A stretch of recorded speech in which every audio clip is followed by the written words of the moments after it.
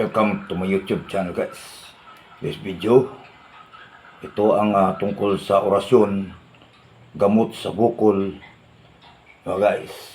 Gamot sa bukol sa kilkili at gamot na may kahalong tosira guys para din sa ubo. Itong orasyon guys ay napakabisa, talagang bisa.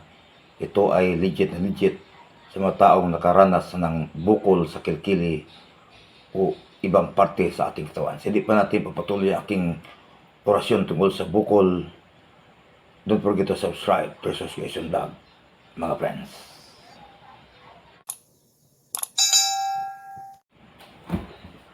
Okay mga guys, magandang gabi sa ating lahat. Ito ang orasyon ng karunungan ni Tertius Creation Vlog. Mga guys, mga viewers, yung naka-experience ng bukol sa kilkili ay talagang napakasakit guys. Hindi ako komportable, ikaw hindi komportable sa ating pagtrabaho kung ito ay napakasakit guys. Itong orasyon ito ay pinakabisa na marami nang nakapagdaan ito guys. Ito ngayon ay naranasan ko guys ang sakit ng aking kilikili dahil sa bukol, parang mata ng butike ito guys. Dito nakita ito guys, napakasakit ito guys. Talagang totoong ang nakita nyo guys. Itong bukol, napakalaking bukol to sa aking kilikili guys.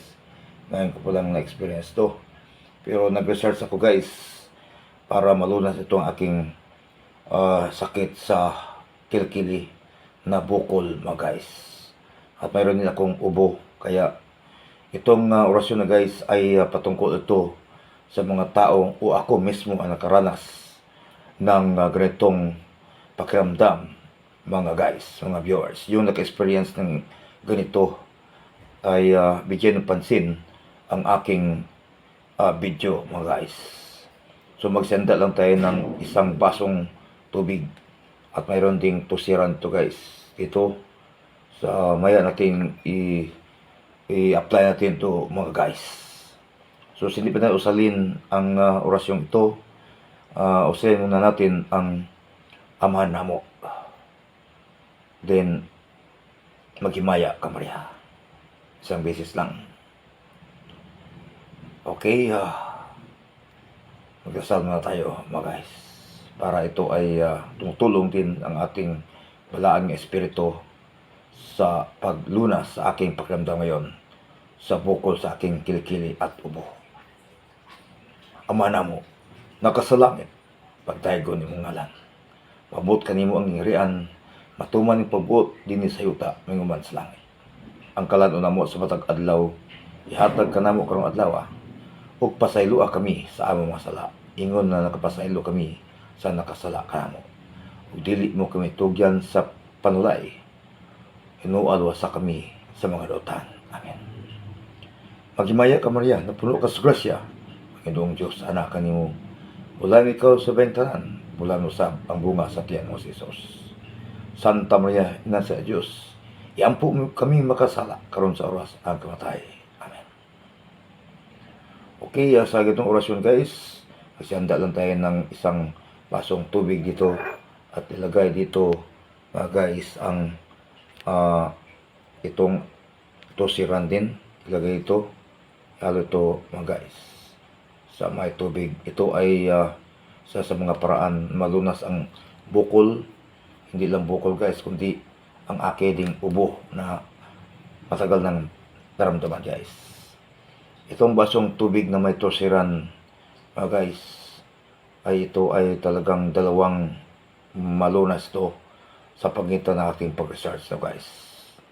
Narito na ang orasyon. Itong orasyon ay pagkatapos sambit ng 3 beses, ihip nito sa tubig na may gamot din at saka inumin natin ito guys. Ihip ito ng pakros. Narito na ang orasyon. So bayan niyo ako guys para malunas yung may karamdaman katulad ko ngayon. Narito ang orasyon sa bukol na masakit sa kilikili at sa aking ubo mga guys. Jesus, Jah, aha, ha.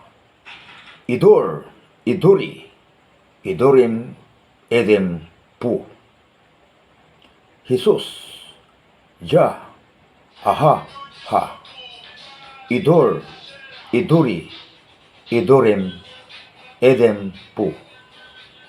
Jesus, ja, aha, ha. Idor, iduri, idorem, edem, pu.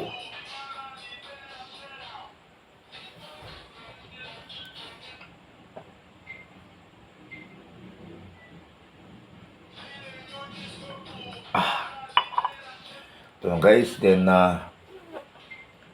ihip din sa may parting ito guys, ang masakit na bukol na aking pakiramdam. So makita nito sa aking pakitang picture mga guys, na ito aking